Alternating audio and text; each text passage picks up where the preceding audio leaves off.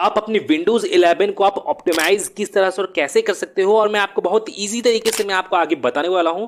और यहाँ पे मैं आपको किसी भी थर्ड पार्टी सॉफ्टवेयर के बिना यहाँ पे बताने वाला हूँ आपको। तो गाइज आपको सबसे पहले करना क्या है कि आपको अपने विंडोज के स्टार्ट मेन्यू में चले जाना है और आपको यहाँ पे टाइप करके आपको यहाँ पे सर्च करना है डीफ्रैगमेंट। और अब यहाँ पे देखोगे आपको यहाँ पे डीफ्रैगमेंट एंड ऑप्टिमाइज ड्राइव्स का आपको यहाँ पे ऑप्शन होगा। तो आपको करना क्या है कि आपको इसे ओपन कर लेना है और ये आपके विंडोज का अपना खुद का ऑप्टिमाइजेशन सॉफ्टवेयर है। आपको किसी भी तरह का कोई भी डेडिकेटेड सॉफ्टवेयर वगैरह को यहाँ पे इंस्टॉल करने की जरूरत नहीं है। ये आपके विंडोज की ओर से, मैंने माइक्रोसॉफ्ट विंडोज की ओर ही से ही आपको यहाँ पे ये अवेलेबल किया जाता है। तो आपको करना क्या है, जैसे अब आप यहाँ पे देखोगे यहाँ पे आपको मेरा यहाँ पे 3 ड्राइव आपको यहाँ पे शो हो रहा होगा, सी ड्राइव, डी ड्राइव और ई ड्राइव। अगर बाय द वे आपका एफ ड्राइव या जी ड्राइव भी है तो वो भी ड्राइव आपके यहाँ पे शो हो जाएगा। तो आपको यहाँ पे करना क्या है कि आपको एक एक कर आपको इन सभी ड्राइव को यहाँ पे सिलेक्ट करना है। जैसे मैं यहाँ पे सबसे पहले सी ड्राइव को सिलेक्ट किया हूँ। सिलेक्ट करने के बाद फिर आप यहाँ पे देखोगे यहाँ पे एनालाइज का आपको यहाँ पे ऑप्शन आपको यहाँ पे शो होगा। अभी फिलहाल तो यहाँ पे मेरा हाइड है। अगर बाय द वे आपका भी यहाँ पे हाइड रहता है तो आप यहाँ पे डायरेक्टली आप यहाँ पे इसे ऑप्टिमाइज वाला बटन पे आप यहाँ पे क्लिक करके आप इसे ऑप्टिमाइज कर सकते हो। और जैसे मैं आपको बता दूं कि यहाँ पे एनालाइजेशन और ऑप्टिमाइजेशन यहाँ पे 100% यहाँ पे एनालाइजेशन और ऑप्टिमाइजेशन होता है। और आपको यहाँ पे कुछ मिनट का आपको यहाँ पे टाइम लगता है, 10 to 15 मिनट का आपको यहाँ पे टाइम लगता है आपके सिस्टम को एनालाइज और ऑप्टिमाइज होने में, मैंने किसी भी एक ड्राइव को एनालाइज और ऑप्टिमाइज होने में। तो आपको करना क्या है कि सबसे पहले तो अपने सी ड्राइव को एनालाइज और ऑप्टिमाइज कर लेना है।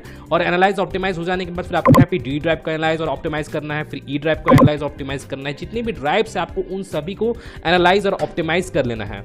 और इसे ऑप्टिमाइज करने से क्या होता है, जैसे मैं आपको यहाँ पे ये भी क्लियर कर देता हूँ, जैसे आप यहाँ पे अपने सिस्टम में किसी भी आप सॉफ्टवेयर को आप एक्सेस करते हो और उस सॉफ्टवेयर के रिलेटेड जितनी भी फाइल्स वगैरह आपके विंडोज़ में आपके सी ड्राइव में अगर आपका यहाँ पे लोड है, तो वो जो सॉफ्टवेयर है अपने फाइल को अगर आप यहाँ पे एक्सेस कर रहे हो, मैंने वो सॉफ्टवेयर जो है वो अपने फाइल को एक्सेस करता है, तो यहाँ पे क्या होता है वो एक्सेस टाइम यहाँ पे आपका इनहेंस होता है। जैसे मैं आपको बताता हूँ, जैसे अगर आप यहाँ पे अपने सिस्टम को मैंने ऑप्टिमाइज नहीं कर सकते हो, मैंने करते हो, मैंने आप मान के चलिए आप ज़्यादा टाइम से आप यहाँ पे अपने सिस्टम को ऑप्टिमाइज नहीं किए हो, तो क्या होता है कि आपका जो सॉफ्टवेयर है या कोई भी आपका विंडोज़ का फाइल या सॉफ्टवेयर रिलेटेड जितने भी फाइल्स हैं आपके सी ड्राइव में या गेम रिलेटेड जितने भी फाइल्स हैं वो आपके क्या होते हैं वो स्ट्रक्चरल वे में अरेंज हो जाते हैं।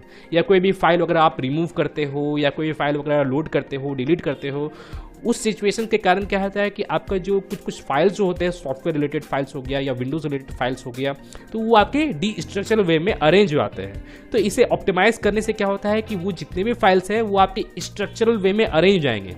और स्ट्रक्चरल वे में अरेंज हो जाने से क्या होगा कि आप यहाँ पे किसी भी सॉफ्टवेयर के थ्रू आप उसके फाइल को आप एक्सेस करते हो, मैंने जो सॉफ्टवेयर है आप किसी भी सॉफ्टवेयर को ओपन किए हो या गेम को ओपन करते हो, तो वो गेम अपने फाइल को यहाँ पे एक्सेस करता है, तो वो स्ट्रक्चरल वे में अरेंज रहता है। तो यहाँ पे जो फाइल का जो स्पीड है वो आपका फास्ट हो जाता है।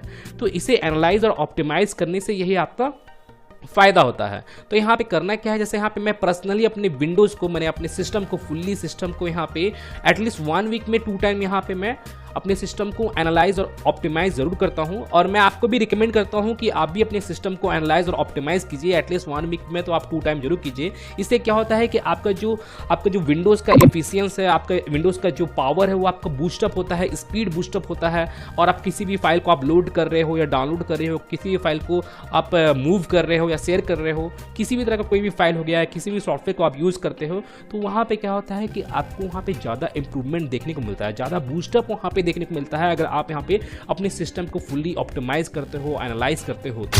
तो गाइज मैं फिर मिलता हूँ नेक्स्ट वीडियो में। Till then and bye bye.